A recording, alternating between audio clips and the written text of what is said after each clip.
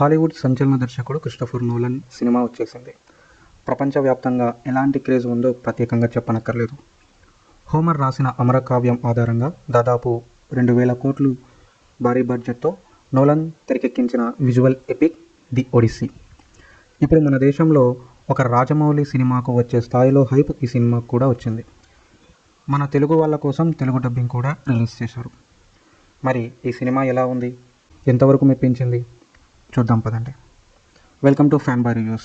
Story విషయానికి వస్తే, Trojan యుద్ధంలో విజయం సాధించిన తర్వాత ఇథాకా దేశపు రాజు ఒడిసియస్ తన సైన్యంతో కలిసి స్వదేశానికి తిరిగి ప్రయాణమవుతాడు.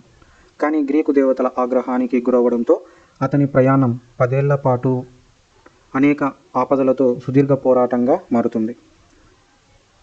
ఈ సముద్ర మార్గంలో ఒంటికను రాక్షసుడు మంత్రగత్తె సిర్సిల్లా నుండి ఒడిసియస్ తన సైన్యాన్ని ఎలా కాపాడుకున్నాడు, మరోవైపు భర్త ఎప్పటికైనా తిరిగి వస్తాడనే నమ్మకంతో ఎదురు చూస్తూ రాజ్యాన్ని ఆక్రమించుకునే అంతర్గత శత్రువుల నుండి రాణి పెనెలోప్ తనను తాను రాజ్యాన్ని ఎలా రక్షించుకుంది, చివరికి ఒడిసియస్ తన భార్యాపిల్లలను కలుసుకున్నాడా లేదా అన్నదే ఒడిస్సీ స్టోరీ. సైన్స్ ఫిక్షన్ జోనర్లకు కేర్ ఆఫ్ అడ్రస్గా నిలిచే మన నోలన్ మామ ఈసారి ఒక పురాణ గాథను ఎంచుకోవడం నన్ను ఆశ్చర్యపరిచింది. తన మార్క్ నాన్ లీనియర్ స్క్రీన్ ప్లేతో వేర్వేరు టైమ్ లైన్లలో స్టోరీని చాలా బాగా నడిపించాడనే చెప్పాలి. సినిమా స్టార్ట్ అయిన ఫస్ట్ 20 మినిట్స్ కాస్త నెమ్మదిగా ఉన్నా ఆ తర్వాత ఆ మాయ ప్రపంచంలోకి పూర్తిగా వెళ్ళిపోతాం. ముఖ్యంగా మంత్రగత్తె సిర్సి సీన్లు ఒక హర్రర్ సినిమాలా ఉంటాయి. ఇవి మన రామాయణంలోని మాయలేడి ఘట్టాన్ని గుర్తు చేస్తాయి. సముద్రంలో వచ్చే సుడిగుండాల సీన్లు, కొండరాళ్ళ మధ్య సాగే వార్ సీన్లు చాలా బాగున్నాయి. నోలన్ అంటే కేవలం క్లాస్ ప్రేక్షకులే కాదు, మాస్ ఆడియన్స్ కూడా పూనకాలు తెప్పించగలరని ఈ సినిమా క్లైమాక్స్తో నిరూపించారు. రామాయణంలో శివధనస్సును విరిచే ఘట్టం లాంటి క్లైమాక్స్ యాక్షన్ ఎపిసోడ్ బాగుంది. అయితే గ్రీకు కథలు, ట్రోజన్ వార్ గురించి తెలియని వారికి అయోమయం తప్పదు. కానీ నాకు మన నోలన్ మార్క్ సినిమా అనే ఫీల్ కలిగింది. నటీనటుల విషయానికి వస్తే, మ్యాట్ డామన్ ఒడిసియస్ పాత్రలో ఆయన ఒదిగిపోయాడు.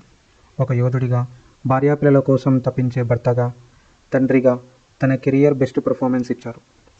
రాణి పెనెలోప్ పాత్రలో ఆన్ హత్వే నటన అద్భుతం.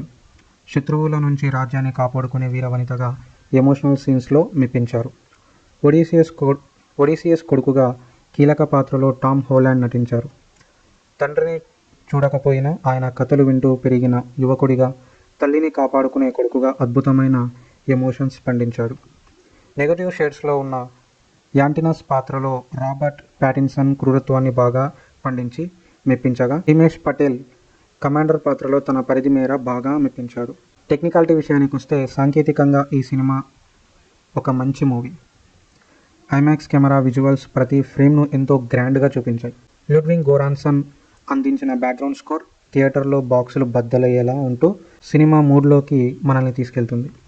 నోలన్ మార్క్ నాన్ లీనియర్ శైలిని ప్రేక్షకులు సులభంగా అర్థం చేసుకునేలా ఎడిటర్ జెన్నిఫర్ లేమ్ తన ఎడిటింగ్కు పదును పెట్టారు. ఒక్క మాటలో చెప్పాలంటే, నోలన్ మార్క్తో సాగే గ్రీకు చందమామ కథ ది ఒడిస్సీలో. ఎవరైనా ఈ మూవీని చూసారా?